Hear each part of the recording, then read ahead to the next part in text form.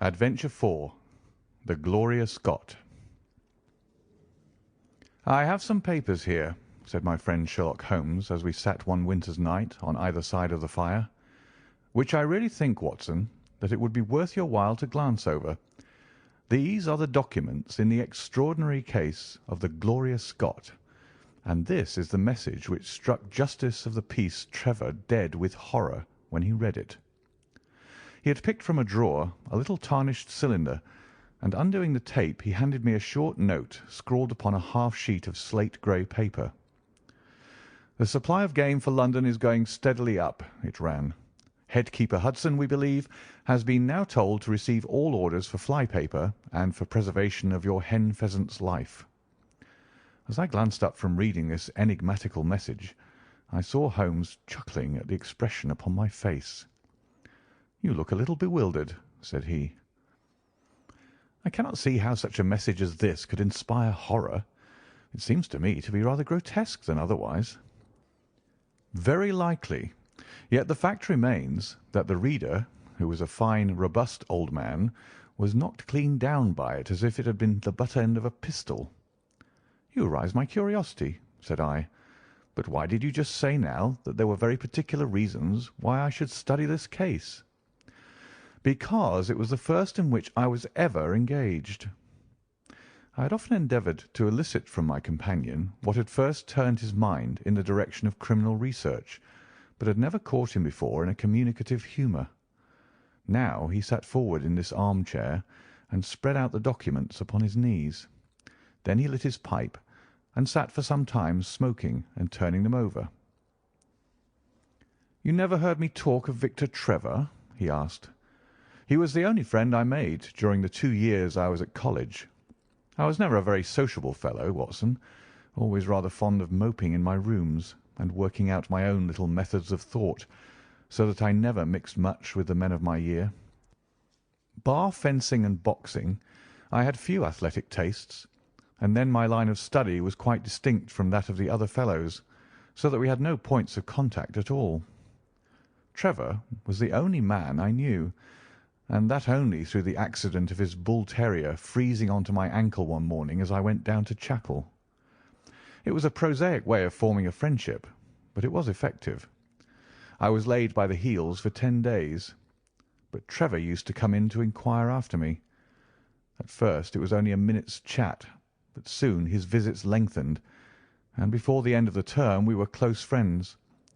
He was a hearty, full-blooded fellow, full of spirits and energy, the very opposite to me in most respects, but we had some subjects in common, and it was a bond of union when I found that he was as friendless as I. Finally, he invited me down to his father's place at Donnithorpe in Norfolk, and I accepted his hospitality for a month of the long vacation.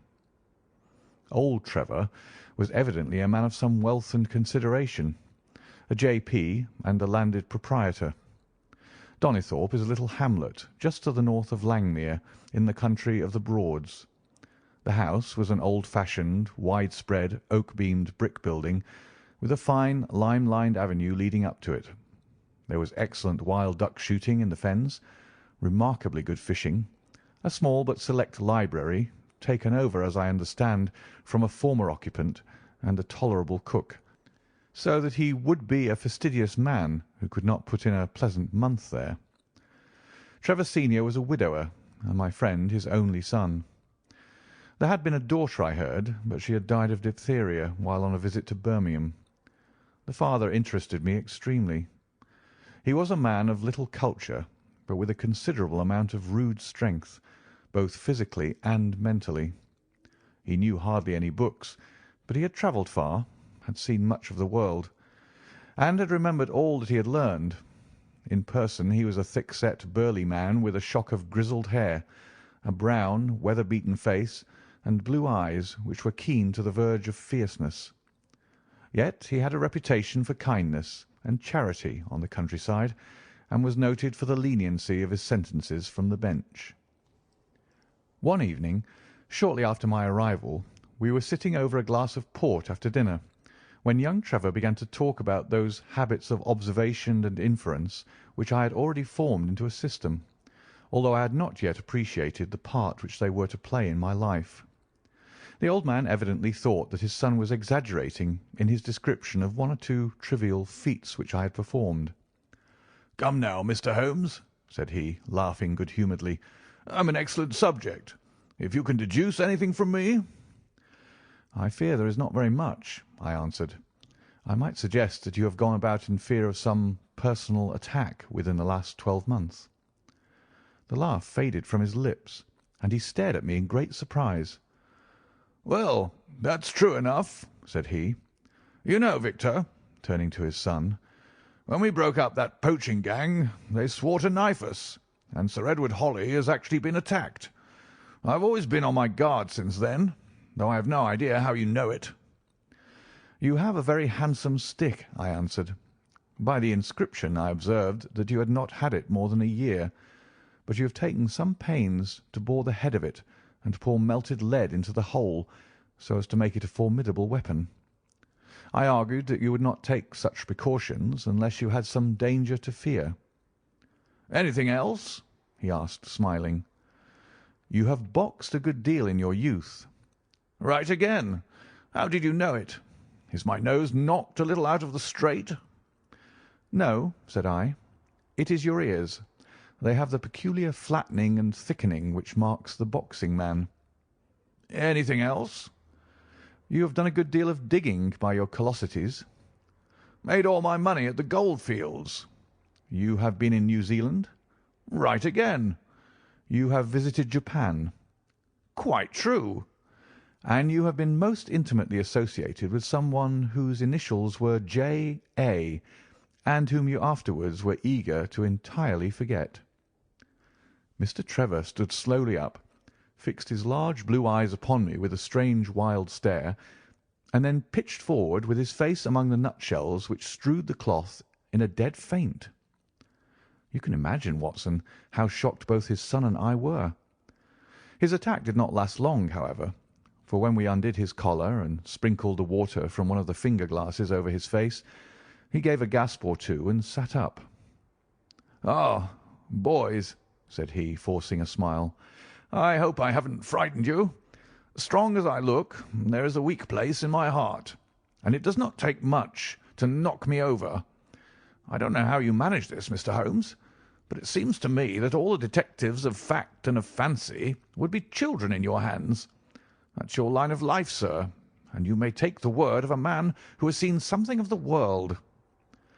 And that recommendation, with the exaggerated estimate of my ability with which he prefaced it, was, if you will believe me, Watson, the very first thing which ever made me feel that a profession might be made out of what had up to that time been the merest hobby.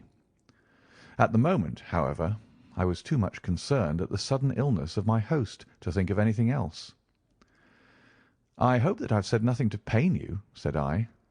"Well, you certainly touched upon rather a tender point. Might I ask how you know, and how much you know?" He spoke now in a half-jesting fashion, but a look of terror still lurked at the back of his eyes. "It is simplicity itself," said I. "When you bared your arm to draw that fish into the boat, I saw that J.A. had been tattooed in the bend of the elbow.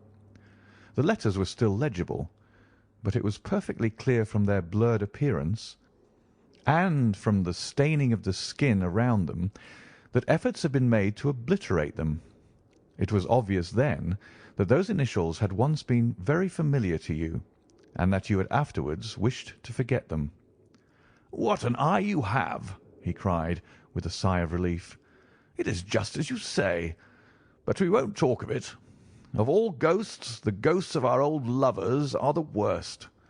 Come into the billiard-room and have a quiet cigar." From that day, amid all his cordiality, there was always a touch of suspicion in Mr. Trevor's manner towards me. Even his son remarked it. "You've given the governor such a turn," said he, "that he'll never be sure again of what you know and what you don't know." He did not mean to show it, I am sure, but it was so strongly in his mind that it peeped out at every action. At last I became so convinced that I was causing him uneasiness that I drew my visit to a close. On the very day, however, before I left, an incident occurred which proved in the sequel to be of importance. We were sitting out upon the lawn on garden chairs, the three of us, basking in the sun and admiring the view across the Broads, when a maid came out to say that there was a man at the door who wanted to see Mr. Trevor. "What is his name?" asked my host. "He would not give any." "What does he want, then?" "He says that you know him, and that he only wants a moment's conversation." "Show him round here." An instant afterwards there appeared a little wizened fellow with a cringing manner and a shambling style of walking. He wore an open jacket with a splotch of tar on the sleeve, a red and black check shirt, dungaree trousers, and heavy boots badly worn. His face was thin and brown and crafty, with a perpetual smile upon it, which showed an irregular line of yellow teeth, and his crinkled hands were half closed in a way that is distinctive of sailors. As he came slouching across the lawn, I heard Mr. Trevor made a sort of hiccuping noise in his throat, and jumping out of his chair, he ran into the house. He was back in a moment, and I smelt a strong reek of brandy as he passed me. "Well, my man," said he, "what can I do for you?" The sailor stood looking at him with puckered eyes and with the same loose-lipped smile upon his face. "You don't know me?" he asked. "Why, dear me, it is surely Hudson," said Mr. Trevor in a tone of surprise. "Hudson it is, sir," said the seaman. "Why, it's 30 year and more since I saw you last. Here you are in your house, and me still picking my salt meat out of the harness cask."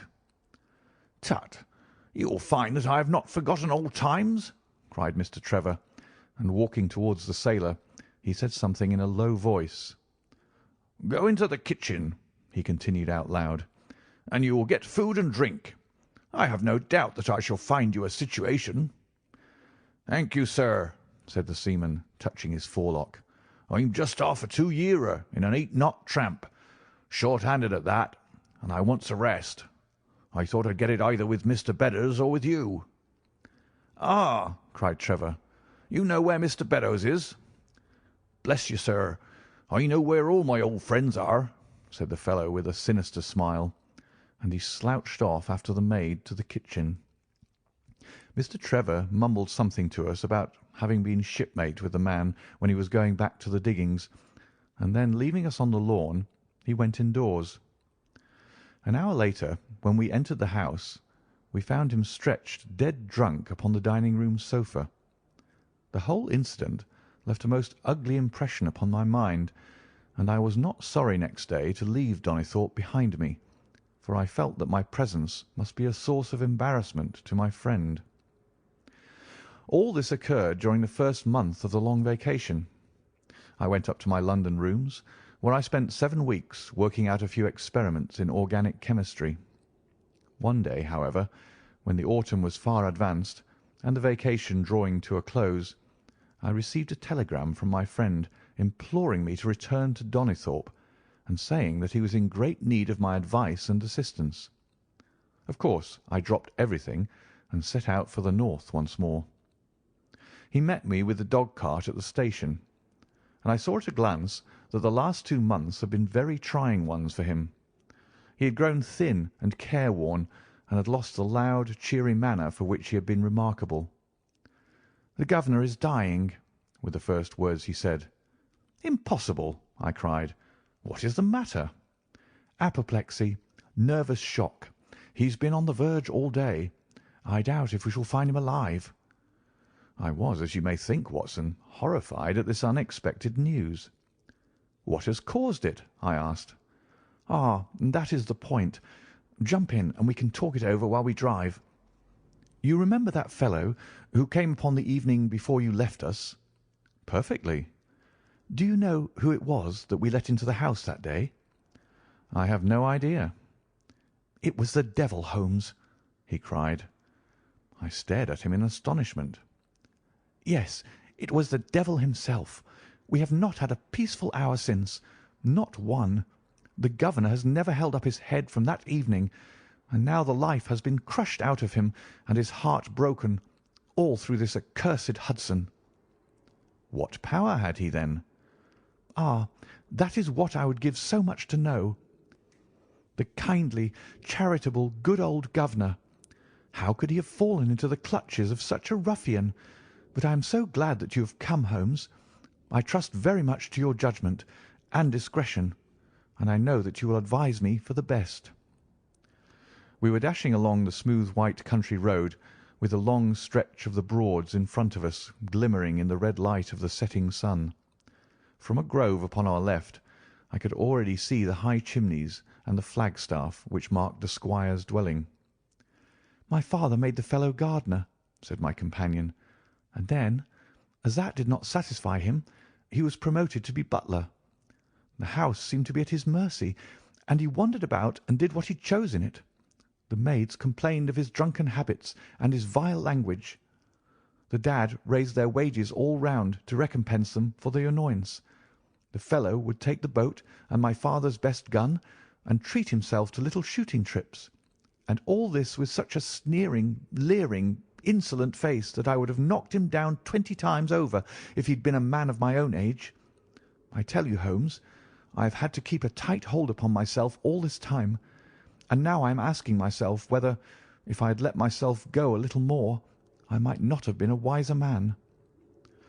Well, matters went from bad to worse with us, and this animal Hudson became more and more intrusive, until at last, on making some insolent reply to my father in my presence one day, I took him by the shoulders and turned him out of the room. He slunk away with a livid face and 2 venomous eyes which uttered more threats than his tongue could do. I don't know what passed between the poor dad and him after that, but the dad came to me next day and asked me whether I would mind apologizing to Hudson. I refused, as you can imagine, and asked my father how he could allow such a wretch to take such liberties with himself and his household. "Ah, my boy," said he, "it is all very well to talk, but you don't know how I am placed. But you shall know, Victor. I'll see that you shall know, come what may. You wouldn't believe harm of your poor old father, would you, lad?" He was very much moved, and shut himself up in the study all day, where I could see through the window that he was writing busily. That evening there came what seemed to me to be a grand release, for Hudson told us that he was going to leave us. He walked into the dining-room as we sat after dinner, and announced his intention in the thick voice of a half-drunken man. "I've had enough of Norfolk," said he. "I'll run down to Mr. Beddoes in Hampshire. He'll be as glad to see me as you were, I dare say." "You're not going away in an unkind spirit, Hudson, I hope?" said my father, with a tameness which made my blood boil. "I've not had my apology," said he, sulkily, glancing in my direction. "Victor, you will acknowledge that you have used this worthy fellow rather roughly," said the dad, turning to me. "On the contrary, I think that we have both shown extraordinary patience towards him," I answered. "Oh, you do you?" he snarls. "Very good, mate. We'll see about that." He slouched out of the room, and half an hour afterwards left the house, leaving my father in a state of pitiable nervousness. Night after night I heard him pacing his room, and it was just as he was recovering his confidence that the blow did at last fall. "And how?" I asked eagerly. "In a most extraordinary fashion. A letter arrived for my father yesterday evening, bearing the Fordingbridge postmark. My father read it, clapped both his hands to his head, and began running around the room in little circles, like a man who has been driven out of his senses. When I at last drew him down onto the sofa, his mouth and eyelids were all puckered on one side, and I saw that he had a stroke. Dr. Fordham came over at once. We put him to bed, but the paralysis has spread. He has shown no sign of returning consciousness, and I think that we shall hardly find him alive." "You horrify me, Trevor," I cried. "What then could have been in this letter to cause so dreadful a result?" "Nothing. There lies the inexplicable part of it. The message was absurd and trivial. Oh, my God! It is as I feared." As he spoke we came round the curve of the avenue, and saw in the fading light that every blind in the house had been drawn down. As we dashed up to the door, my friend's face convulsed with grief. A gentleman in black emerged from it. "When did it happen, Doctor?" asked Trevor. "Almost immediately after you left." "Did he recover consciousness?" "For an instant before the end." "Any message for me?" "Only that the papers were in the back drawer of the Japanese cabinet." My friend ascended with the doctor to the chamber of death, while I remained in the study, turning the whole matter over and over in my head, and feeling as sombre as ever I had done in my life. What was the past of this Trevor, pugilist, traveller, and gold digger, and how had he placed himself in the power of this acid-faced seaman? Why, too, should he faint at an allusion to the half-effaced initials upon his arm, and die of fright when he had a letter from Fordingham? Then I remembered that Fordingham was in Hampshire, and that this Mr. Beddoes, whom the seaman had gone to visit and presumably to blackmail, had also been mentioned as living in Hampshire. The letter, then, might either come from Hudson, the seaman, saying that he had betrayed the guilty secret which appeared to exist, or it might come from Beddoes, warning an old confederate that such a betrayal was imminent. So far it seemed clear enough. But then how could this letter be trivial and grotesque, as described by the Sun? He must have misread it.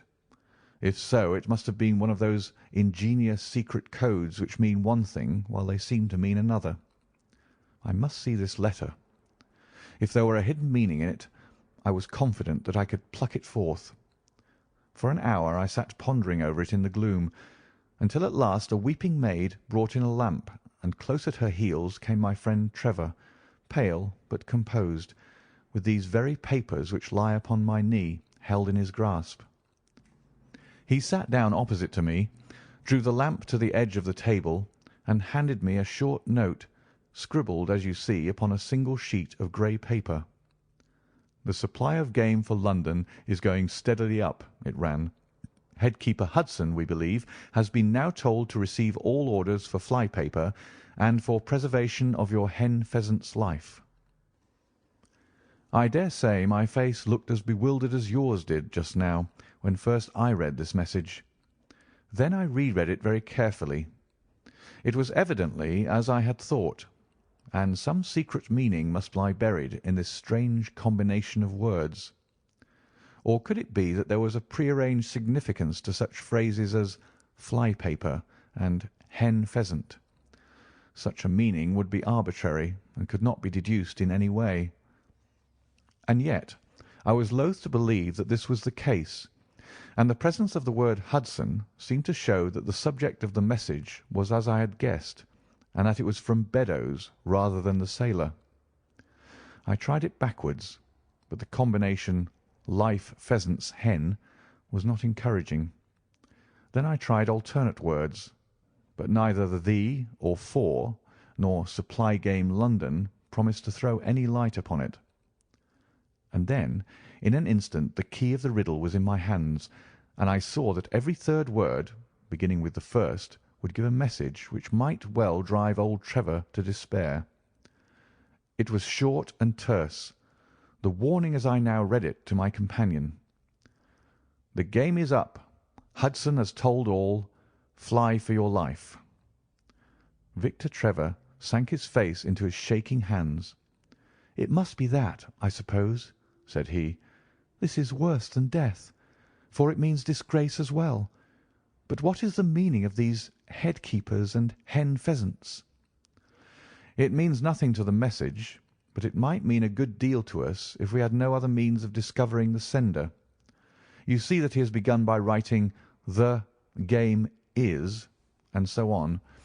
Afterwards he had, to fulfil the prearranged cipher, to fill in any two words in each space. He would naturally use the first words which came to his mind, and if there were so many which referred to sport among them, you may be tolerably sure that he is either an ardent shot or interested in breeding. Do you know anything of this Beddoes?" "Why, now that you mention it," said he, "I remember that my poor father used to have an invitation from him to shoot over his preserves every autumn." "Then it is undoubtedly from him that the note comes," said I. "It only remains for us to find out what this secret was which the sailor Hudson seems to have held over the heads of these two wealthy and respected men." "Alas, Holmes, I fear that it is one of sin and shame," cried my friend. "But from you I shall have no secrets. Here is the statement which was drawn up by my father when he knew that the danger from Hudson had become imminent. I found it in the Japanese cabinet, as he told the doctor. Take it and read it to me, for I have neither the strength nor the courage to do it myself." "These are the very papers, Watson, which he handed to me, and I will read them to you as I read them in the old study that night to him. They are endorsed outside, as you see. Some particulars of the voyage of the barque Gloria Scott, from her leaving Falmouth on the 8th of October, 1855, to her destruction in north latitude 15 degrees 20 west long 25 degrees 14 on November 6th. It is in the form of a letter, and runs in this way: "My dear, dear son, now that approaching disgrace begins to darken the closing years of my life, I can write with all truth and honesty that it is not the terror of the law, it is not the loss of my position in the county, nor is it my fall in the eyes of all who have known me, which cuts me to the heart, but it is the thought that you should come to blush for me. You who love me and who have seldom, I hope, had reason to do other than respect me. But if the blow falls which is for ever hanging over me, then I should wish you to read this, that you may know straight from me how far I have been to blame. On the other hand, if all should go well, which may kind God Almighty grant, then if by any chance this paper should be still undestroyed and should fall into your hands, I conjure you by all you hold sacred, by the memory of your dear mother, and by the love which had been between us, to hurl it into the fire, and to never give one thought to it again. If then your eye goes on to read this line, I know that I shall already have been exposed and dragged from my home, or, as is more likely, for you know that my heart is weak, by lying with my tongue sealed for ever in death. In either case, the time for suppression is past, and every word which I tell you is the naked truth, and this I swear, as I hope, for mercy. My name, dear lad, is not Trevor. I was James Armitage in my younger days, and you can understand now the shock that it was to me a few weeks ago when your college friend addressed me in words which seemed to imply that he had surprised my secret. As Armitage it was that I entered a London banking house, and as Armitage I was convicted of breaking my country's laws, and was sentenced to transportation. Do not think very harshly of me, laddie.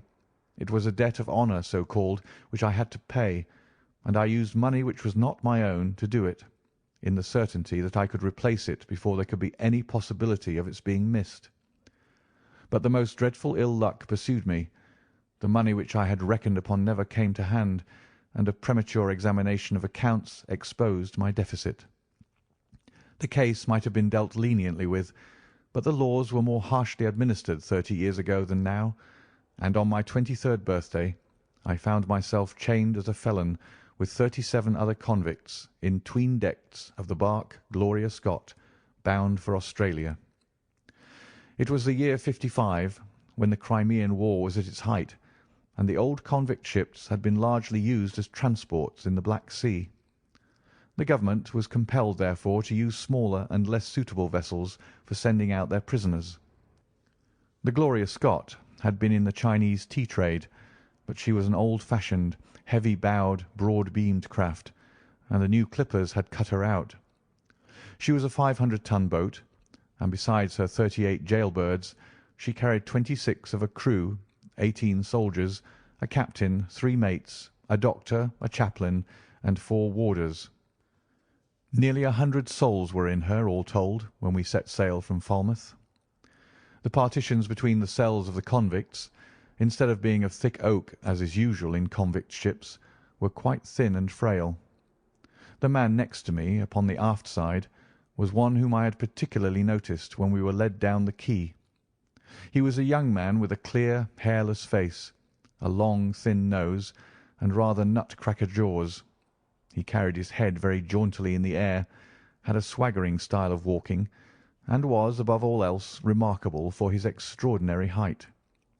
I don't think any of our heads would have come up to his shoulder, and I am sure that he could not have measured less than 6½ feet.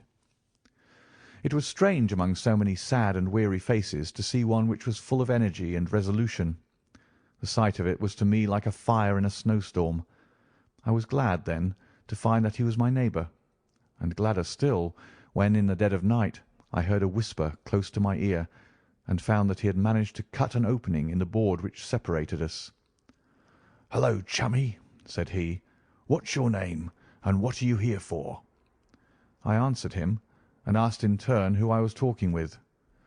"I am Jack Prendergast," said he, "and by God, you'll learn to bless my name before you've done with me." I remembered hearing of his case, for it was one which had made an immense sensation throughout the country some time before my own arrest. He was a man of good family and of great ability, but of incurably vicious habits, who had by an ingenious system of fraud obtained huge sums of money from the leading London merchants. "Ha, ha, you remember my case," said he proudly. "Very well indeed." "Then maybe you remember something queer about it." "What was that, then?" "I'd had nearly £250,000, hadn't I?"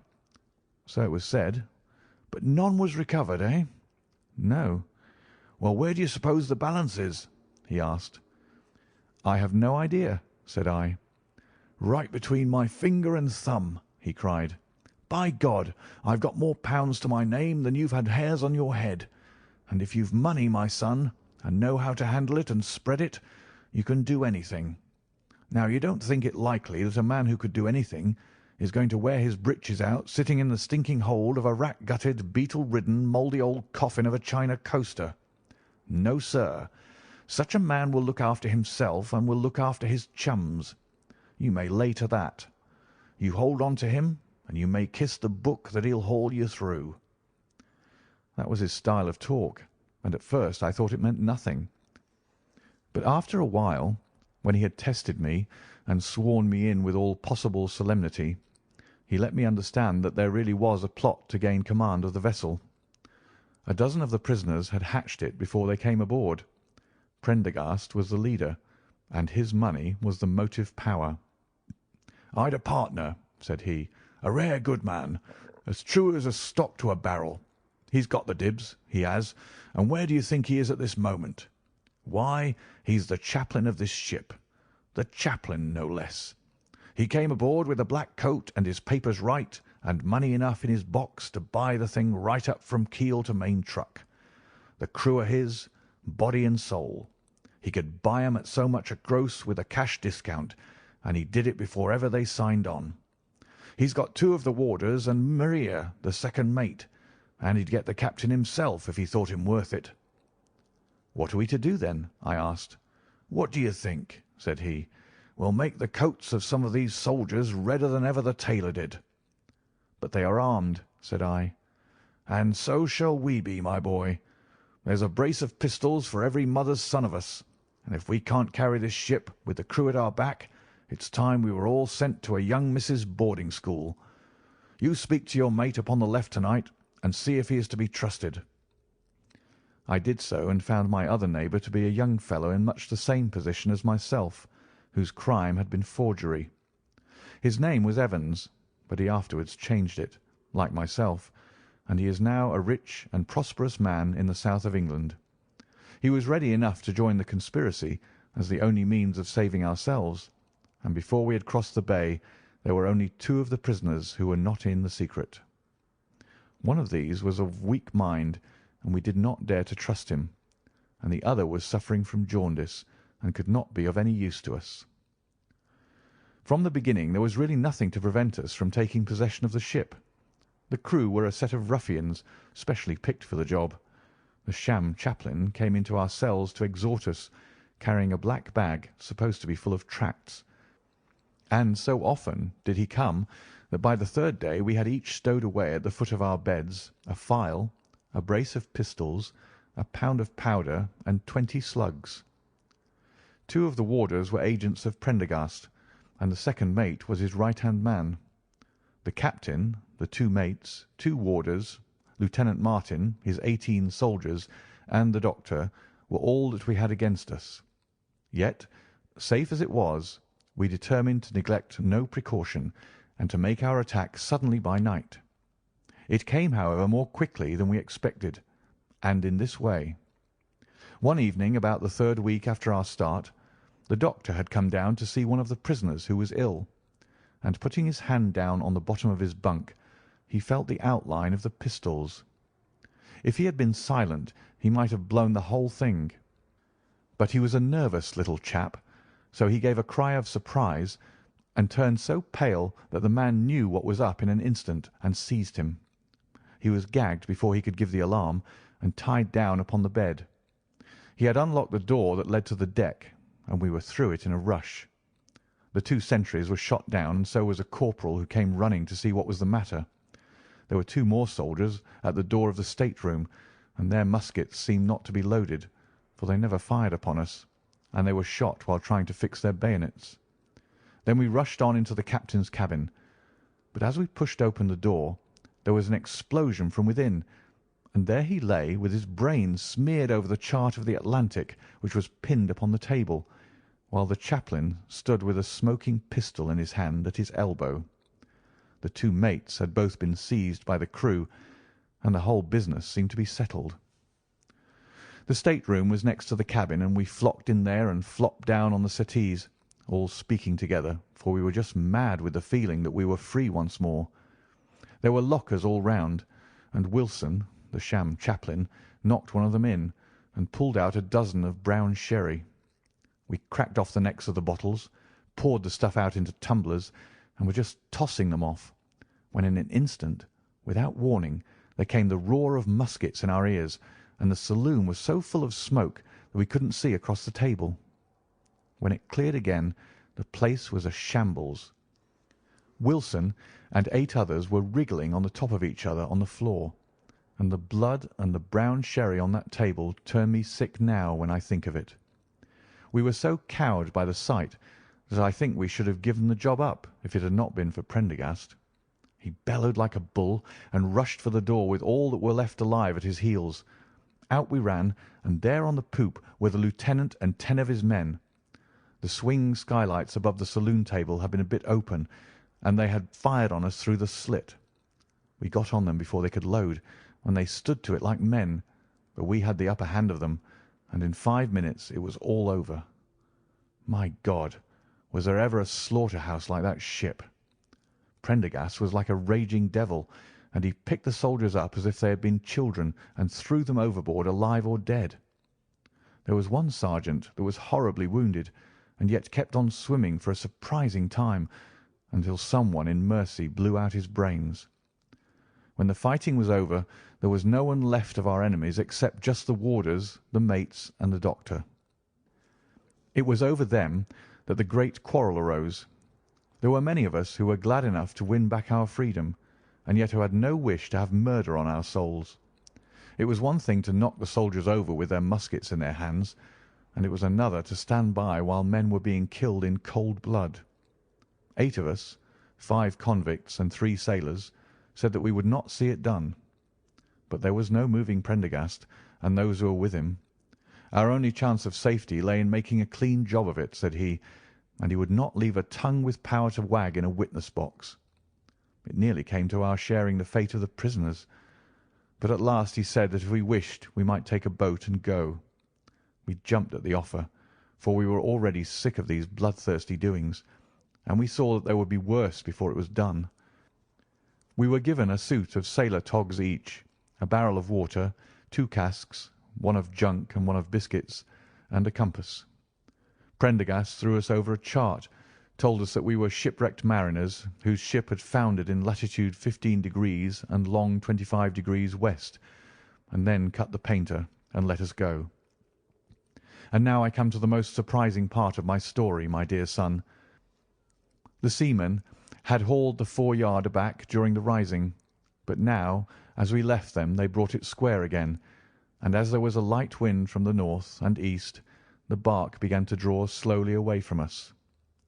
Our boat lay rising and falling upon the long, smooth rollers, and Evans and I, who were the most educated of the party, were sitting in the sheets working out our position and planning what coast we should make for.